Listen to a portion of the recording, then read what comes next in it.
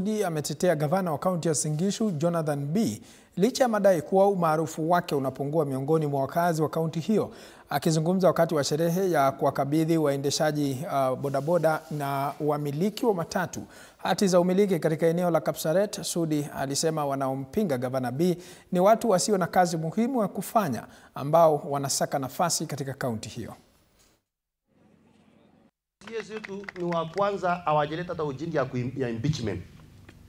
Kwa sababu tuliongea na tukakubaliana tukasema wewe ni MCA. Mimi ni mjumbe. Wewe ni gavana. Wewe ni senator. Wewe ni women rep. Kila mtu afanye kazi yake. Kwa sababu mimi mwenyewe sijaweza kufanya kazi yangu mpaka nikamaliza, alafu nianze kulumbana na gavana. Mimi hata ninyi kazi nyu. Kila mtu lazima afanye kona yake. Na ndio mimi nataka nishukuru MCS wetu sana kwa sababu ya msimamo. Na niwatangazia hao wakora. Bado mimi nitasimama na Jalili mpaka ifike siku ya kura. Kwa sababu unajua ukianza kufahamia, unajua kuna hangover. Na niliwaambia na mimi nataka niwatangazie na nitawaambia mpaka iwaingie kwa kichwa vizuri.